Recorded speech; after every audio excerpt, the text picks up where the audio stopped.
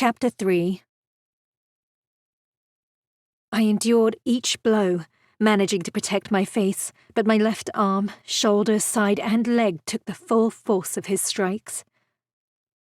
And then they suddenly stopped. "What the blazes are you doing, Fitzroy?" I peeked through my fingers to see Fitzroy holding the stick and glaring at Gillingham like he wanted to smash him with it. I hadn't heard him enter. Over by the door, Gus and Seth stared like simpletons at the lord and their master, their lips apart, their eyes wide. I wiped my tears and snot on my sleeve to remove the evidence of my fear and pain, but I couldn't stop the shaking. "Don't touch him," Fitzroy said in a low voice that I had to strain to hear. Gillingham tugged on his jacket lapels and tilted his chin even further. "The Ministry hasn't become what it is today without laying a corrective hand or two on little rats like him. He is a child." Fitzroy spoke through a jaw so tight that it barely moved. Gillingham wrinkled his nose at me. "Children are capable of duplicitous thoughts and behavior just as adults are. Children like that one are vermin, not fit for the comforts you offered him. Of course he won't tell you anything useful. Look at that." He nodded at the clothes still folded on the bed, untouched. "He doesn't want to help himself. Filthy creatures like him are a scab on a decent, God-fearing society. He even threw up the food you provided, the ungrateful little wretch." The angles on Fitzroy's face sharpened. His eyes narrowed to pinpoints. The air in the room stretched thin, taut. I held my breath, waiting for his temper to explode. "I am in charge of the Ministry now, and I say how we treat our informants." Fitzroy's voice was cool and ominously quiet. Either Gillingham didn't fear his temper, or he wasn't terribly observant because he didn't back out of the room as I would have done if I were him. He straightened and squared his shoulders. "You are only in charge because the committee put you there, and the committee do as I say, Fitzroy." "No." "No?" Gillingham spluttered a humorless laugh. "What is that supposed to mean?" "It means that you need to get out of Lichfield Towers before I turn your stick on you." Gillingham did take a step back then. His gaze flicked from the stick to Fitzroy's menacing face, where it settled with renewed determination. "You get above yourself again, Fitzroy. Do not forget who I am, and do not forget what I know. I can crush you." "Seth," Fitzroy said. Seth stood to attention. "Yes, sir." "See that Lord Gillingham finds his way safely to his coach." "Certainly, sir." Seth didn't bat an eyelid at the tense exchange, but Gus just behind him gawped openly as Gillingham and Fitzroy glared daggers at one another. Seth cleared his throat. "My lord, the, stairs are this way." Gillingham pushed past the men without a backward glance at me. "The committee will hear of this." His heavy footsteps echoed for some time until they muted into nothing. The tension in the bedroom relaxed somewhat, but a sense of awkwardness lingered. Or perhaps it was me who felt awkward, as all eyes focused on me now. I wished they would ignore me. I preferred to go undetected, blending in with the other boys when I could or simply vanishing altogether when I could not. This attention was far too unnerving. "He forgot his stick," Gus said with a nod at the cane still in Fitzroy's hand. "Not that he needed it. Bloody toff walked out of here without a limp." Fitzroy had been watching me from beneath lowered lids, but now he grasped the stick with both hands and snapped it over his knee. He opened the window and threw both pieces out. Someone below cursed loudly. I hoped it was Gillingham. Fitzroy shut the window. "Help him out of his shirt," Don't come near me, I snarled at Gus and Seth. Seth frowned, but Gus approached. He reached for the top button on my shirt. I slapped his hand away. I'm only trying to help. Don't come near me, I said again. I ain't gonna hurt you, half-pint, Gus said. Just get your shirt off and let us look at your sores. He reached for me again, and this time I grabbed his hand and bit it. He yelped and went to slap me. I jerked away and he made no connection. It was just an empty threat. Leave him, Fitzroy said. I weren't going to hit him, Gus grumbled. Just scare him into doing as he's told. Fetch clean water, a salve and bandages. Seth hurried out of the room. Gus regarded me with hands on hips. Saying we'd get him to take his own shirt off. Do you think he'll let you tend his wounds, sir? I wish Lady Harcourt were here, he added before Fitzroy answered. She'd know how to get the lad to trust us. A lady? That was all I needed. Another bloody toff. I'd only met one, but that had proved to be enough for me to thoroughly dislike the lot of them. I could tend my own wounds, I said, before one of them got ideas that they would do it. You cannot see all your wounds, Fitzroy said. I don't need to. Fitzroy's eyes narrowed. Help him stand. Gus came forward, but I put my hand up. I don't need help. To prove my point, I got to my knees. Pain spiked through my body and made my head spin. I put a hand to the wall and concentrated on controlling my breathing. Everything hurt, but I couldn't let the men know, or Fitzroy would insist on inspecting my wounds. The breathing helped, and although the pain didn't lessen, I could endure it. I got to my feet and raised my brows in triumph at Fitzroy. Sit on the bed, was all he said. I eyed the bed. I have lice. Gus pulled a face and scratched his head. That's why you were given clean clothes, Fitzroy said. Remove your rags and throw them in the fireplace. We'll shave your head. Gus. No! I inched away from both men. I'll change into them clothes myself when you're not looking, and you're not touching my hair. I'd had beautiful hair as a child. Long, golden curls had reached down to my lower back. Now it was above my shoulders with a long fringe, and it was light brown. Shaving it off meant losing a little bit more of the real me, as well as losing the veil it provided. Why do you care? Gus said with a shrug. It's just hair. Can you walk? Fitzroy asked. I nodded. Then come with me. Gus, fetch salt from the pantry. Lots of it. And kerosene. Cook won't like me taking his salt, sir. Fitzroy picked up the pile of fresh clothes from the bed, then stood by the door. Gus slumped out, and I followed at a slower pace that still made me wince as I put pressure on my leg. At least no bones had been broken, but it damn well hurt. Gus trotted down the stairs ahead of us. What's the salt for? I asked Fitzroy. Your bath. But that'll hurt. And heal. I stopped and folded my arms, but that only made the bruises down my left side ache more. I'm not having no salt bath. Then you can succumb to either Gus or Seth rubbing salve into your wounds. It's just some bruises. Salt won't do much for them. There's blood on your back and shoulder. I tugged the shirt at my shoulder to get a better look at it. There wasn't a lot of blood, but even small cuts could fester. You have a choice, Fitzroy said. A salt bath or Gus will play doctor. He continued down the stairs without watching to see if I followed. You cannot reach the cuts yourself. With a sigh, I trailed after him. He was right, and my wounds needed tending, but I couldn't let anyone see my body. And the kerosene, I ain't putting that on my sores. For the lice. It was what my mother had used on my hair the one time I'd picked up head lice. I'll need a narrow-toothed comb, too. I followed Fitzroy down 2 flights of stairs and along a corridor.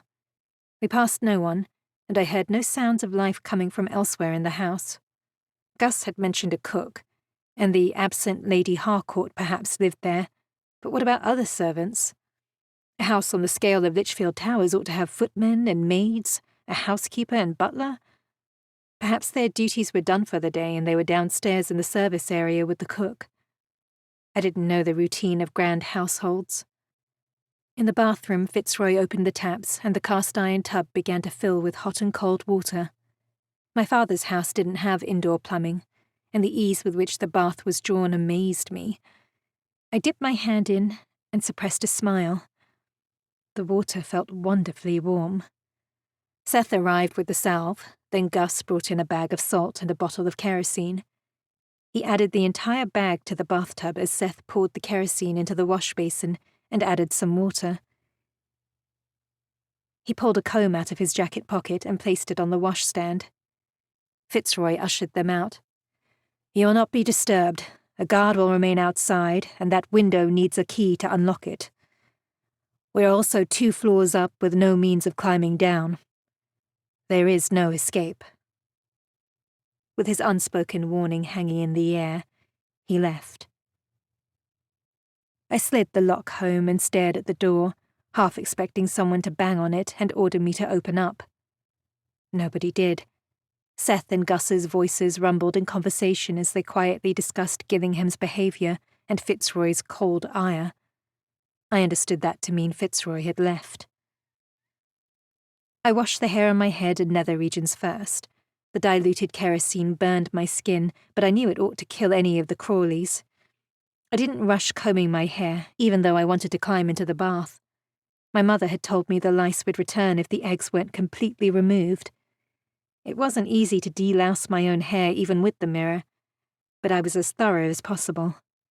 I tried not to think about being around lice-infested bedding and children again after I escaped Lichfield. At least I would be itch-free for a few days. Finally, I peeled off my clothes and stepped into the bath. The salt bit into the cuts, but the thought of being clean again was so alluring that I bore down on the pain and plunged in. I gasped as my body burned. It felt like thousands of pins were being stabbed into the cuts. The urge to leap out of the bath was overwhelming, but I resisted. The salt would heal me faster, and I needed to be healed for when I returned to the filthy, germ-infested streets. After a long few minutes, the agony subsided until my cuts merely stung. I embraced it, welcoming the salt into my skin, and closed my eyes. For a long time I simply soaked. My earlier wash in the tower bedroom had taken much of the filth off, but immersing myself in the bath seemed much more thorough. I could feel years of dirt leaching out of me. I used the exotic-smelling soap on my skin and hair until the odour of salt and kerosene no longer filled my nostrils, and then I washed myself again with it. Earlier, I thought bathing would make me too comfortable at Lichfield Towers, but now I wished I hadn't resisted. Surely one bath and a little food didn't mean I would give up my secrets. There was no reason I couldn't enjoy the comforts until I found a way to escape. I remained in the bath even when the water cooled. Getting out meant returning to the tower room and being questioned by Fitzroy. While he hadn't hurt me, I didn't trust him not to snap when my refusal to answer stretched his patience too thin. I would need to watch him carefully, for signs that his hard exterior was about to crack. Keeping my life and my identity safe had meant learning to read even the subtlest of cues given by those around me. Fitzroy, however, was more difficult. He seemed to have few expressions and held himself with stillness. A machine, Gus had called him. I could well see why. The banging on the door startled me. "Oi!" Gus called. "You drowned or what? Go away. We can't stand around here all day. It's almost dinner time." Was it that late already? The water was getting cold anyway, so I climbed out and dried myself off. I dabbed some of the salve on the cuts I could reach, then finally dressed in the clean clothes. I left my old ones in a puddle in the corner. They were fit only for burning. I went to adjust my long fringe over my face in front of the mirror, then paused. My skin was no longer dirty, and my hair was already drying into waves. I brushed it back with my fingers and stared at the woman in the reflection. There was no way I could fool anyone now that I was clean. My features were too fine and feminine, the plumpness of the 13-year-old gone. I had changed so much that I hardly recognized myself. I dipped into an awkward curtsy and smiled at an imaginary gentleman come to ask me to dance. "Why, thank you, sir," I whispered. "My hair's my crowning glory, so everyone says." I sounded ridiculous. I looked it, too, with the short ends of my hair sticking out between my fingers. With a sigh, I let it fall back to cover my eyes, cheeks, and nose. "Farewell, Charlotte," I whispered, biting back tears. "It was a pleasure to see you again." I unlocked the door and held my breath as both Seth and Gus looked me over. Gus sniffed. "You smell better." "The clothes are a little big," Seth said. "At least they're clean." He chuckled and ruffled my hair. I smacked his hand away, but I was relieved that they still saw me as a boy. "Come on, back to the tower room with you." Gus prodded one of my new bruises, and I hissed in pain. "Sorry, half-pint. Forgot." They marched me up the stairs and then me back into the tower room. I eyed the bed, this time allowing myself to imagine what it would be like to sink into the mattress. "Sure you don't want me to check you over? Make sure nothing's broken?" Seth asked. "I'm sure." "Suit yourself. I'll bring you some dinner soon." "What do you think's wrong with him?" I heard Gus whisper to Seth as they left. "Deformed pizzle. Only one plum. Third nipple." I didn't hear Seth's response as he shut the door and locked it. It didn't matter what they thought, only that they left me alone. They had, and the bed was calling me. I climbed onto it and peeled back the covers. The sheets smelled like sunshine and lavender and were as white as snow. I lay down and my head sank into the pillow. Heaven. Nothing had ever felt so soft. I suddenly felt exhausted. The warm bath, warm room, and big bed all conspired against me. There would be no attempted escapes tonight, while my body was weary and half-broken. Tonight, there would only be blissful sleep. Tomorrow, however, was a new day. I woke up to morning sunlight shooting through the crack between the closed curtains. A cold supper sat on the dressing table. I pulled the curtains aside and threw open the window. It was the sort of summer day I used to appreciate when I was a child. Father would drive us to the countryside for a picnic after church. Or Mama and I would pick flowers from the garden and take them to poor parishioners along with loaves of bread. I'd forgotten how to enjoy summer since then. Probably because warm days meant the smell from the sewers became overpowering, and the rats and lice multiplied. I ate the cold beef and carrots, but left the rest. I didn't want to throw up again, and I already felt full. Someone had cleaned up the sick from the previous day and set out a clean shirt. I'd have to remember to take it with me when I left. Seth and Gus came mid-morning. One carried books and the other paper and ink. I almost fell off my chair in my haste to touch them. I took the topmost book from the stack that Gus set down. It was a novel titled A Study in Scarlet by Conan Doyle. It had been an age since I'd held a book. I used to love to read, although Father didn't allow novels at home. It seemed rather scandalous to simply hold one. I wondered what was so wicked about A Study in Scarlet. I couldn't wait to find out. But why were they delivering books to me? I returned the book to the stack and backed away. "I don't know how to read," I told the men. "I don't know why you'd bring them in here." Gus flipped through the pages of the novel, then carelessly tossed it on the bed. "Death's orders. Don't know why he thinks you'd want 'em. Wasted on you if you ask me. Wasted on you too, Seth said. I can read. Barely. Seth turned to me. Death says you're to have whatever you want. I want my freedom. Except that. Gus picked up a cold green bean from my plate, tilted his head back, and deposited it like a worm being fed to a bird. He thinks boys wants books and writing paper, he said as he chewed. I reckon he's forgotten what it were like being a lad. Just because you have no use for these things doesn't mean Charlie doesn't want them. Seth winked at me. I worried he'd seen my reaction to the book and knew I could read. I don't want them, I said. Take 'em away. Can't, Gus said. Death said to bring 'em to you, so we did. He picked up the plate and headed for the door. Wait! Both men stopped and blinked at me. Now that I had their attention, I wasn't entirely sure what I wanted to say to them. No, that wasn't quite right. There was a great deal I wanted to say to them. I just wasn't sure where to start. Where's Mr. Fitzroy? Out. Good. That was one less person I had to worry about, and going on previous experience, I could outrun Gus and Seth. Who else is in the house? Never you mind, Seth said before Gus could answer. You'll only see us while you're in here. Who is Lady Harcourt? Death's mistress, Gus said. Seth slapped Gus's shoulder. He won't like you telling the lad that.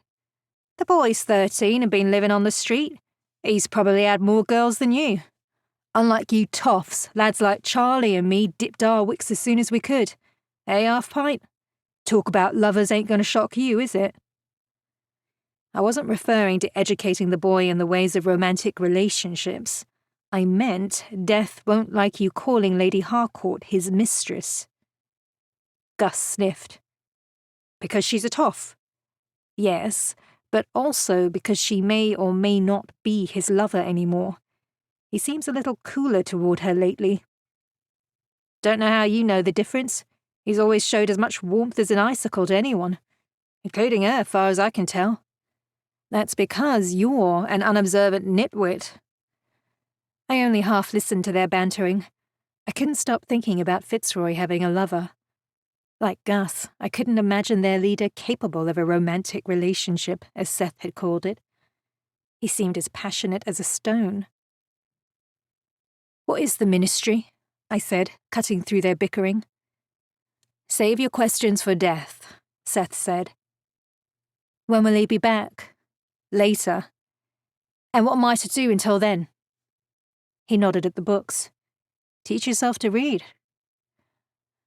The men left. They continued to bicker outside until one set of footsteps receded. The other must have remained to guard me. I didn't think it necessary since I was locked in. I sighed. Escaping would have to wait. Perhaps the next time they delivered provisions, I could slip past them and out through the unlocked door. Until then, I had a book to read. I pulled the chair over to the door and set it against the wall. I stuffed the spare shirt down the front of the one I wore, then sat on the chair to read. I was ready to spring up the moment the door opened. After the first 10 pages, I decided to take the book with me when I escaped. My reading was a little rusty, but I managed to follow the story despite not understanding some of the more complicated words. I read several more pages before the door opened. Luncheon is... I sprang up, ducked under the tray Seth carried, and darted through the door and past Gus. Get him! Seth shouted. Gus let out a string of curses that would have made a lady blush, then lumbered down the stairs after me. My bruised left side throbbed in protest, but I outpaced the bigger, slower guard easily enough. I took the stairs 2 at a time and leaped over banister handrails to avoid the landings altogether. On the final flight, I slid down the banister to the floor. Momentum propelled me forward toward the front door. I hoped it was unlocked, and that I was fast enough to outrun Gus and Seth and got to the trees before them. Once there, I could hide or climb the fence. I knew how to disappear in Highgate as long as I wasn't captured before I reached the street. Get back here! Gus shouted. 2 sets of footsteps pounded behind me now, but I'd outstripped them by a considerable margin. I was almost free. Halt, or I'll shoot. I glanced toward the voice to see a beautiful woman aiming a small pistol at me. My heart and feet stopped dead. I was not free.